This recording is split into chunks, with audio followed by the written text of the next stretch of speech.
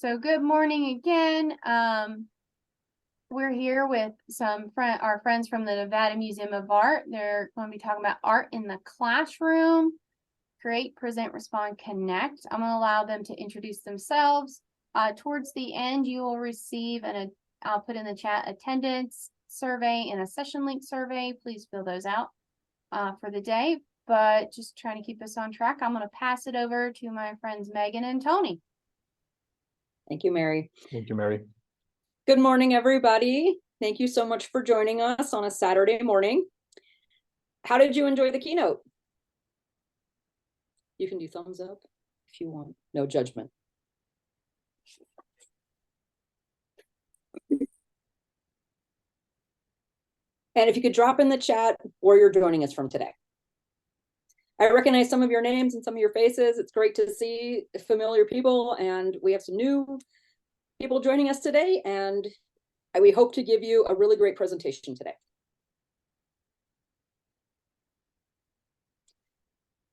My name is Megan Bellister. I am the curator for learning and engagement at the Nevada Museum of Art. With me is Tony Tinoco. He is an education coordinator. I oversee school and teacher programs, including teacher trainings. Tony leads interdisciplinary school tours, and he manages the Spanish language accessibility for the museum. Both Tony and I work with students and teachers.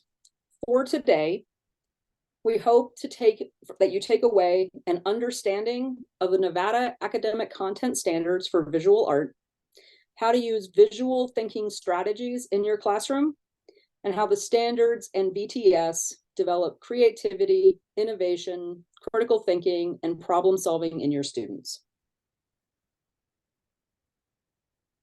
So for those of you who have never been to the museum, here it is. And just like the kids like to describe it, it's a big black building located in downtown Reno. So we know that you don't always have the resources or tools to be prepared to talk to students about visual literacy.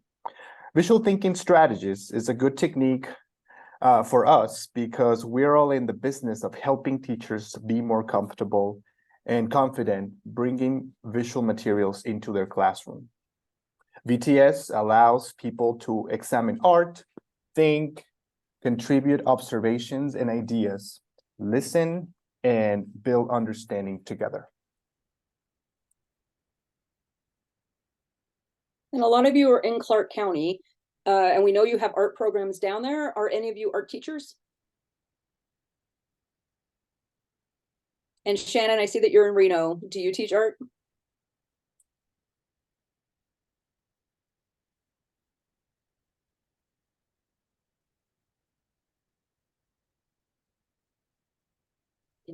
Okay. Pre-K. Oh, pre-K. The arts are one of the fundamental ways that we try to make sense of the world. The Nevada Academic Content Standards for Fine Arts encompasses 5 disciplines: visual arts, music, theater, dance, and media arts.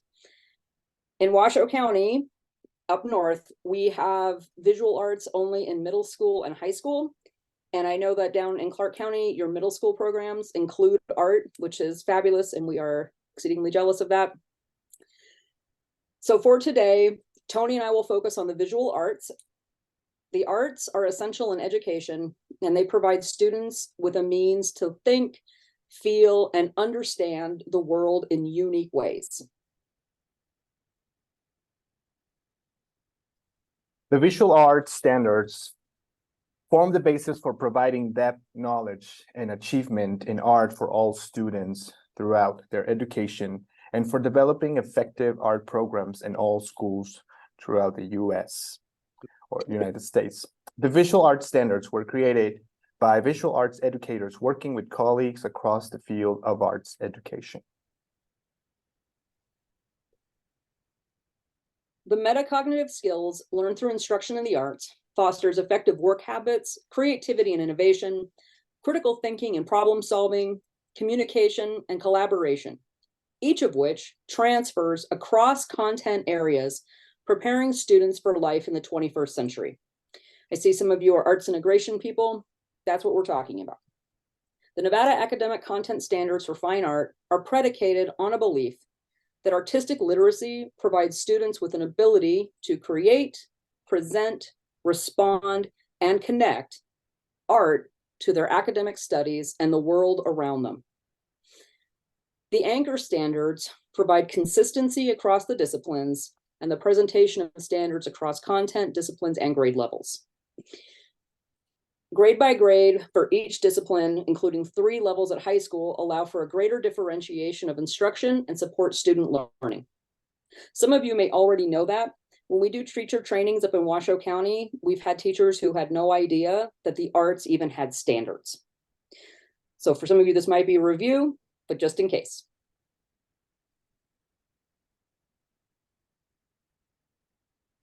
All right, we're going to start with the first one, create. The grading standards are just that. So asking students to make an artwork. Creating art gives students a space to have the freedom to express their ideas and thoughts and work creatively. So this group of 5th graders, as you can see in the photograph, they're experimenting and developing skills with a new art medium called pen pastels. So it's a type of chalk that can be used as if it were paint and has a particular technique and tools new to the students. They're drawing an environment or habitat they want to protect. Most of the time, they work independently, but sometimes it's okay, and they organically work together and create an entire story with their artworks. And both approaches are valid.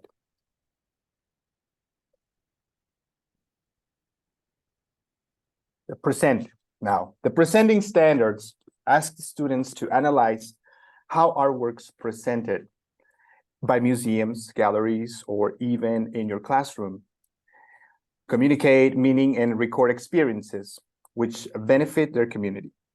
So for example, the artist April Bay that you can see here has created a fictional world of Atlantica.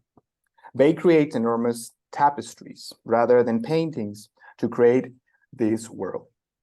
And pulling from science fiction references, Atlantica is a place where glitter is the currency, and the only thing you need to become a citizen is the ability to love yourself. Let's go ahead and practice a little bit. So just based on this image or these images, what can you tell about the artist? And then again, you can just drop your answers in the chat, or if you would like to share, that would be fantastic. So then again, what can you tell about this artist? No wrong answers. Exactly.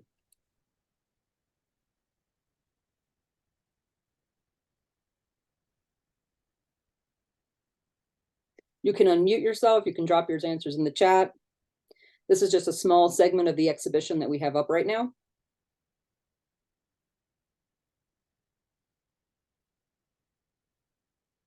Freedom of culture expression. Okay. Catherine, can you elaborate on that?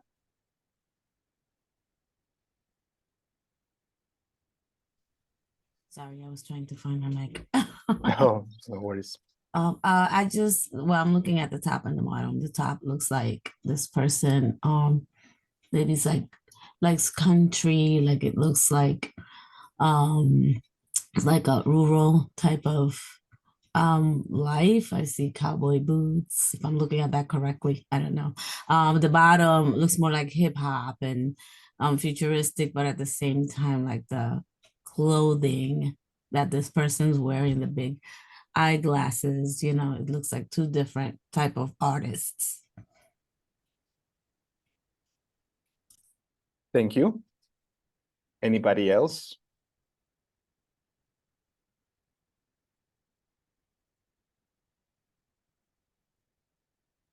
So Catherine demonstrated what we do with students. Everybody comes with everything you need to be able to look at and understand art. In the background are the cosmic cowgirls. And the woman wearing the big glasses, she is one of the girl groups So one of the singers from Atlantica, and that is a band that only arrives when the audience is ready to go. Great job, Captain. Excellent. Engaging with art is essential to the human experience. Almost as soon as motor skills are developed, children communicate through artistic expression. People develop ideas and understandings of society, culture, and history through their interactions with and analysis of art. Studying art also helps develop critical thinking and the ability to interpret the world around us.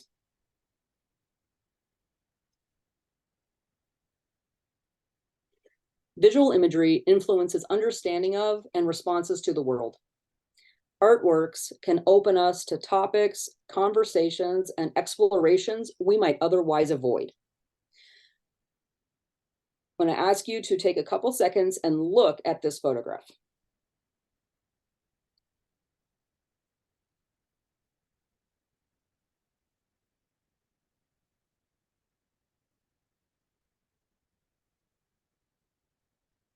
What do you see?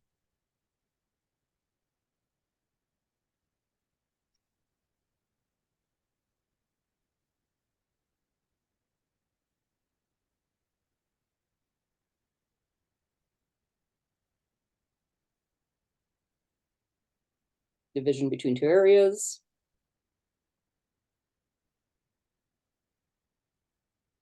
The barrier between Mexico and San Diego. The color gives a feeling of loneliness.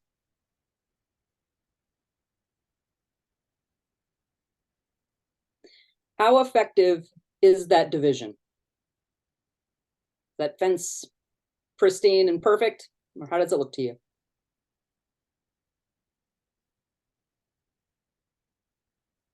Warren. Mhm.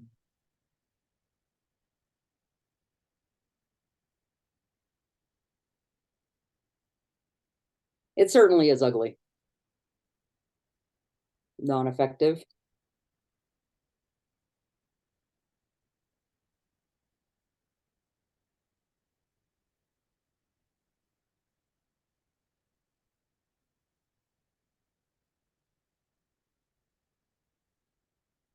It looks like someone has broken through. So if someone has broken through, or if they just simply swim around the end of the wall in the ocean, what do you think the next thing that's going to happen?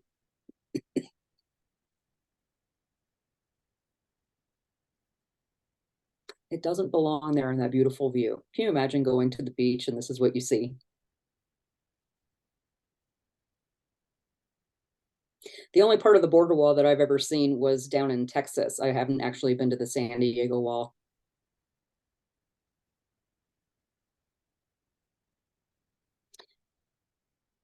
We use this photograph every time it's on display. We've learned that students are desperately curious about the border wall, and using this artwork gives them a safe space to discuss what's on their mind. At first they don't realize they're looking at the border wall, and when they get the reveal that that's what they're looking at, we've had students literally pull away from the photograph and then lean back into it in surprise, and then discuss how ineffective it is, all the observations that you gave, that it's ugly, what is the point of this?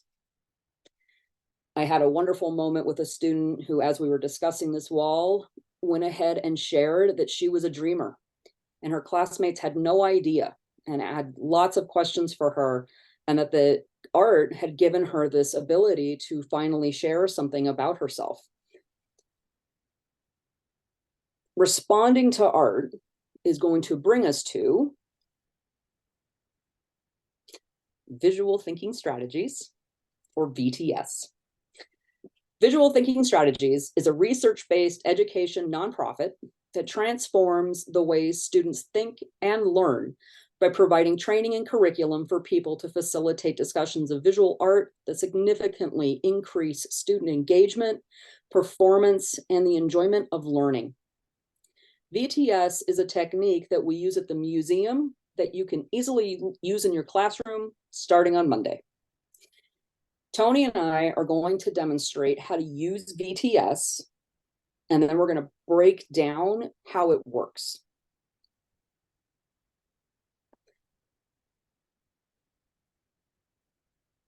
When you first start using VTS, it can be helpful to remember: ask, listen, facilitate, and encourage. I wish there was a fancy little acronym I could give you, but none of the words made any sense. So you want to ask open-ended questions. Start with who, what, when, where, how, or why.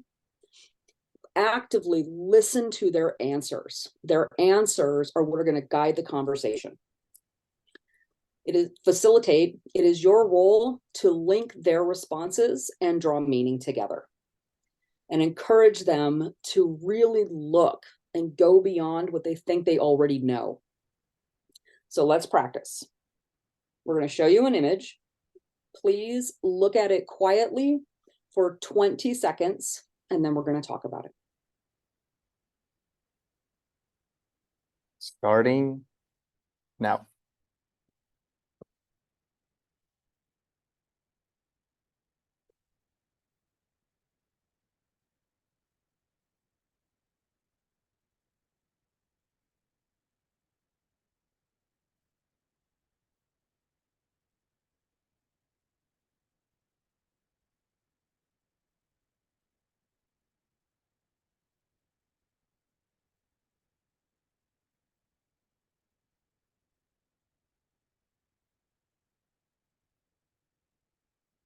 All right, 20 seconds.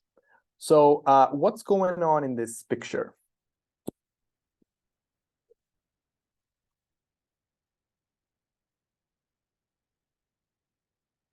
The water cycle, the weather and nature, waves, sunrise, dunes, mountains, movement in nature, ocean, okay.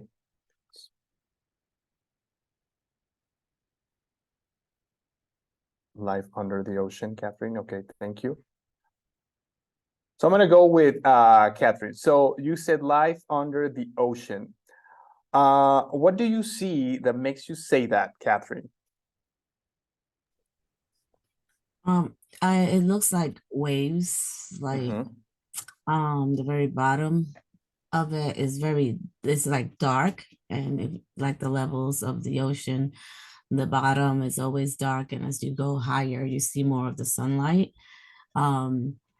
And we don't know what's down there. It's just like so many different things and animals that live way below in the ocean. So I also think of music, because I think that when you play music and you put pictures, like they create images depending on the beat of the music. But yeah. Exactly. All right. Well, thank you so much. I'm gonna go Juan Gonzalez. He says a hurricane. You're from Puerto Rico, so you see wind, rain, clouds, mountains. So obviously, besides being from Puerto Rico, what do you see that makes you say that? There you go.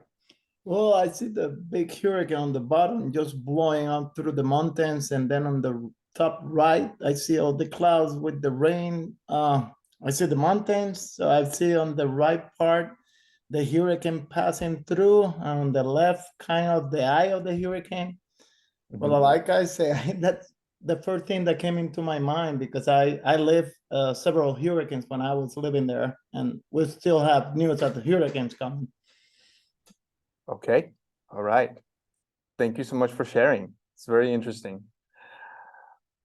All right, I'm gonna go ahead and pick up someone else. So how about Tracy? I see that you said this looks like a magic fish fork tail. I apologize for my voice. I have the same ick Oh, that no all my worries. class has. I remember reading a folktale as a little kid about the fisherman finding a golden fish, but they always make him so huge in all of the illustrations, and he grants the fisherman all of his wishes, which is more of a be careful what you wish for sort of story. And just the size of it reminded me of those picture books when I was a kid. That's great. Thank you.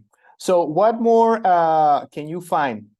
Anybody else? So definitely water, hurricane, like natural phenomena, definitely you see over there. Anything else or any other thoughts or questions that we haven't talked about?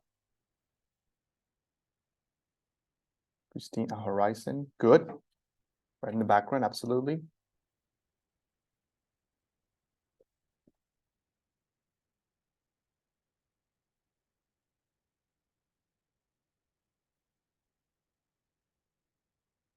How can you describe the background?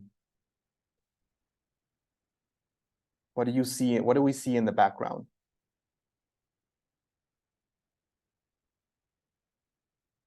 Piazzi, Paola, you see a woman sitting in the wave. Very interesting. Can you elaborate, describe a little bit more this woman?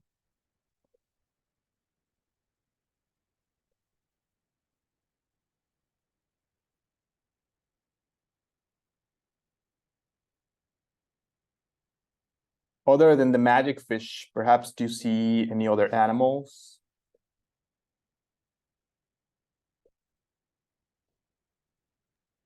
Mandy saw a sea turtle. Oh,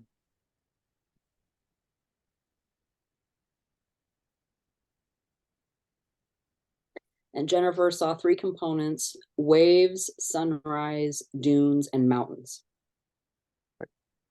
see the coral reef and the geometric patterns. Francis says the geometric patterns remind me of Klimt. Sorry, I'm not familiar with. That's Gustav Klimt. He He was an there you go. artist. He used to There you go. build his geometric works. Perfect. All right. Excellent. Any other thoughts? Excellent. That was great. Thank you so much, everybody, for participating. So what's going on this picture? That first question just opens the discussion, right? So this question suggests the image is about something and encourages storytelling. So this particular artwork has a lot to discover. We can spend probably hours, but anyway, we don't have that much time today. And of course, you want to encourage your students to make and explore meaning. When we use this artwork with students, they tell us they see a water dragon, just like the fish or the turtle, right? They're able to articulate the different types of atmospheric phenomena around the edge, wind, rain, clouds, and even undercurrent. So the artist Takako Yamaguchi's enigmatic environmental landscape paintings portray dramatic weather conditions and atmospheric phenomena that are sometimes peculiar and unsettling. So the next question, what more can you find? The second question, obviously, what makes you say that? Encourages students to gather evidence to support their opinions. You are after evidence rather than opinions. So the title of this piece is 100-Year Flood, and implies that a major flood might occur once every 100 years. In fact, the term 100-year flood is used to describe floods that have a 1 in 100 or 1% chance of recurring. So they could occur more frequently than once every 100 years. Have your students think critically. How might extreme weather events like a 100-year flood will inform city planning and emergency preparedness plans? Questions like that.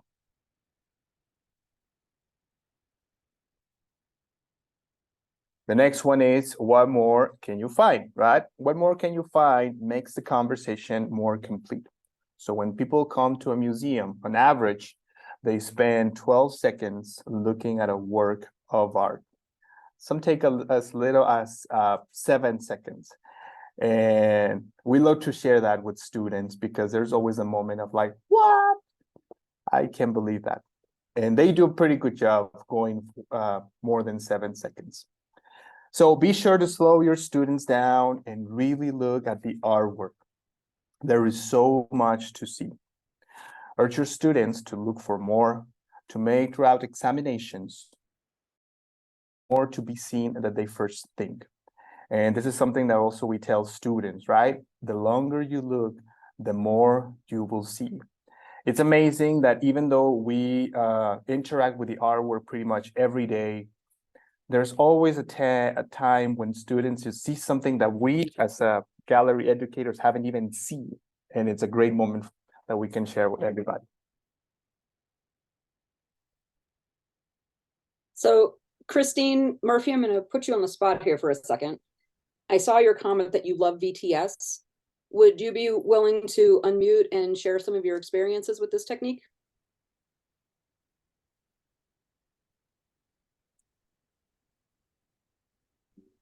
Sorry, I was trying to unmute.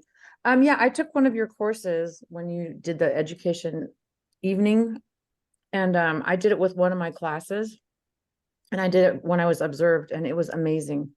The stuff that the kids came up with, the vocabulary, their background experiences, I had no idea. They just surprised me with so many answers, things that I didn't even see. So I just think it's a really good tool to use in the classroom. Thank you so much. Mm-hmm. We do trainings on VTS up at the museum.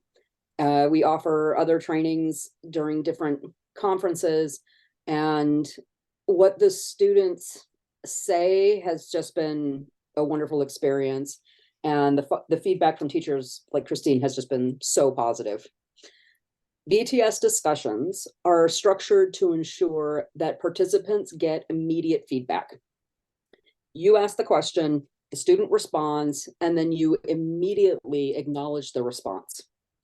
You acknowledge every student's contributions in ways that feel supportive and signal to the group the value of each person's thoughts. Nothing encourages participation more than being heard and respected. Individual growth results from participation.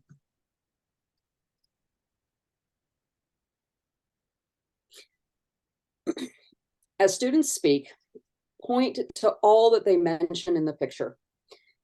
Gesture with precision, so you can see exactly what's being pointed out. I see we have arrows on the slides that are distracting, so just pretend they're not there. This encourages students to keep looking actively. Their eyes will follow your finger around the image so that more is taken in. Now, in the interest of full disclosure, this is where Tony and I break the VTS rules. In a museum, when you invite students or patrons to point at a work of art, we're running the risk of them accidentally touching the work of art. Obviously, this isn't something that you have to worry about in your classroom. But the other reason that we break this rule is we've noticed, especially since the pandemic, that students are losing the ability to accurately describe where something is. They point and say, it's right there. But by having them describe where something is in the work of art, they're improving their vocabulary and also spatial awareness. And I think it's such a great process for language learners, connecting vocabulary to items, but there's no wrong answer in making it safe to participate. Absolutely. It's your classroom, you make the call, especially if you can't find what the student is seeing and describing to you, have them come forward and point it out.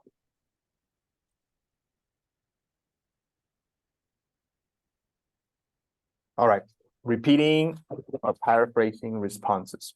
So repeating responses accomplishes many things. For example, one, you ensure that the group hears each comment, so they all participate and they understand how to listen to each other. You underscore the fact that listening to and trying to understand others, it's important. Number three, you indicate that you have not just heard, but also understand students, encouraging them to participate. That is very, very important. And through this positive attention, you build all students' sense of being valued and capable. The next one is remaining open and accepting. So this might be challenging for you as it runs counter to convention. There will be times when you think a comment is mistaken, but right and wrong, just like we explained, are not issues at this point. Practicing thinking is what matters. Don't correct or add comments. Don't be overly enthusiastic about responses that confirm your own views. Let students carry out a full process of discovery. Most of their interpretations will coincide with what the artist intended when grounded by evidence from the picture. Jennifer, I see your comment. I have students share at their tables first, and then we discuss with the whole group. We use that exact technique at the museum.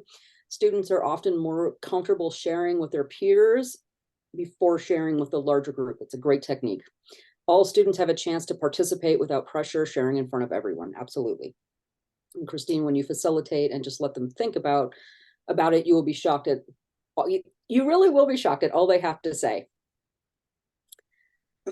So when you have the dreaded wrong answer, with this strategy, it is more important to encourage student exploration rather than them having the quote unquote right answer. Outlandish comments often jumpstart creative thinking. And I have pulled this image as an example because this was an exhibition that we had up, and on the left, you see a John Audubon print, and the pelican is in its pristine natural environment. And on the right is Penelope Gottlieb, and she has repurposed the Audubon print to include invasive species and a little bit of a polluted background.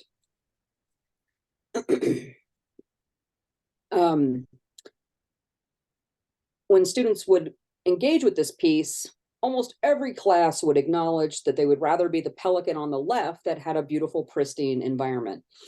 But one day I had a group of students who had never been to a museum before. They were in middle school, had never been.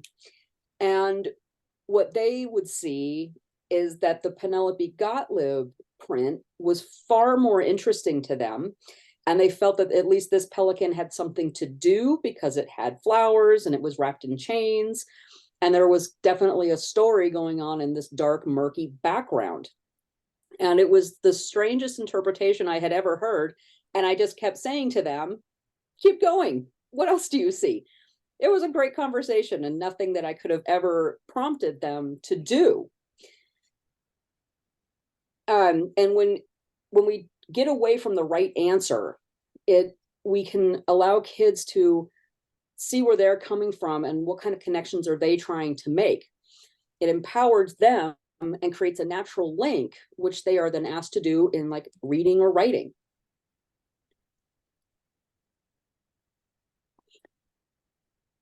VTS gives students a chance to, I'm sorry about the arrows.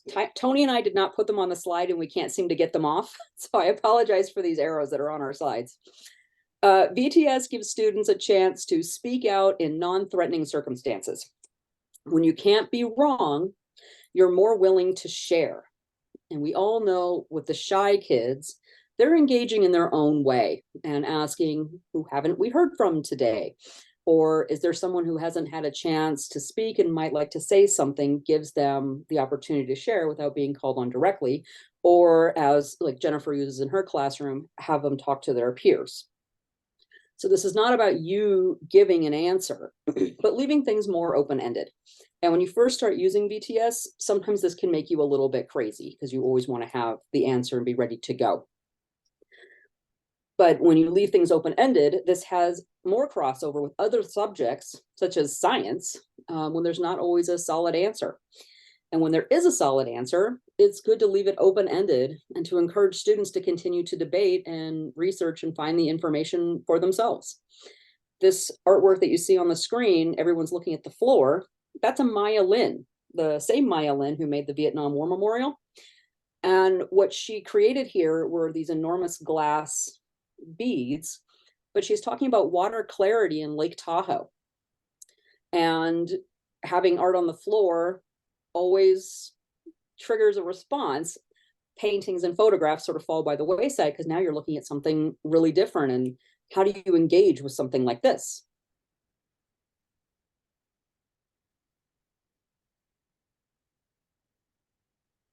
And also, so don't worry about repetition. repetition, it is a natural way to learn. Thoughts become real to the students as they articulate them, not necessarily when someone else does. They might not hear their voice in someone else's words. Give them time and encouragement to speak. Assurance that you value what they say. So, for example, these quilted banners are draped across the atrium. I don't know if you had a chance to see them. They're beautiful. And here the artist, Rachel Hayes, was actually inspired by the Nevada sunset. So when it comes to repetition, the experiences that I have is all students would like to share their favorite colors. And it doesn't matter if it's the same color, but you acknowledge that. And when I ask them about how does this make you feel, also we always have great responses. And then again, just like we mentioned, they get it. And of course, even though they didn't know all the information prior to this, they get to the conclusion that this actually looks like the Nevada skies, just like Rachel Hayes was inspired by. So, and again, it's okay if they repeat themselves or just natural. So acknowledge every comment to encourage participation. Participation ensures engagement, and engagement results in a variety of observations and interpretations. As individuals, taking the discoveries of others, they are stimulated to find more layers of possibility. Keep track of various strands of thoughts and to draw links among them. So for example, you acknowledge agreements and disagreements. Just like if you say, it seems that several people see that, or we have a variety of opinions here. What do you guys think? Yes, no, blah, blah, blah. When you link various ideas, creating a kind of outline of the discussion as it builds, students become aware of how thinking unfolds and meanings are discovered. They begin to see how observations stack up and lead to others, and how many interpretations can be achieved if you keep working at something. So here, for example, we have Megan, and she's with a group of students looking at our work that it's called Campo de Color, or Color Field, by artist Sonia Falcone. The piece was made from raw pigments and spices, so you can imagine the smell in that gallery. It was filled with exotic scents. So we use this artwork to talk to students about heavy topics such as colonialism, but also it's so interesting that many personal experiences are linked to memory. So we have had students that, oh, it smells like my grandma's house or a relative house. So it smells like what my mom cooks for me. So pretty interesting. Megan, would you like to add anything else on this one? No, you covered. Okay. Okay, perfect. You don't have to know everything about your chosen artwork, but we do recommend that you spend a little bit of time just familiarizing yourself with it so that you can field their questions and facilitate the conversation. Practice has proven that students have more to say than they have to ask about the art in VTS. So this image here, it's a woman on a horse, and they'll just take that and run with it. They have so many observations about whichever work of art that you choose that they just desperately want to share. When someone does ask a question, your first response should be, what do you think the answer might be to that? Or does anyone else know the answer? Rather than you giving them the answer. Let them continue to think through it. If it's the kind of question that they ask, like, who painted this? You can say things like, where could we find that answer?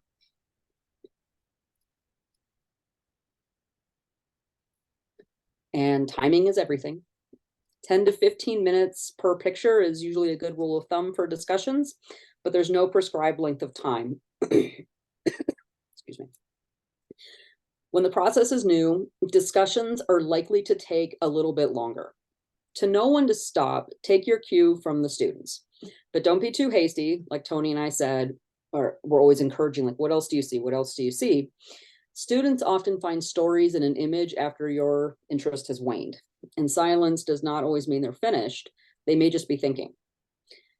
We encounter this on school tours all the time. We're looking at the students so we can see their wheels turning, but the teacher is usually behind them and thinks they're just being silent. Just give yourself, like, count slowly, like 5 seconds before we move on. But if the students get restless or if their comments just become silly, it's time to move on.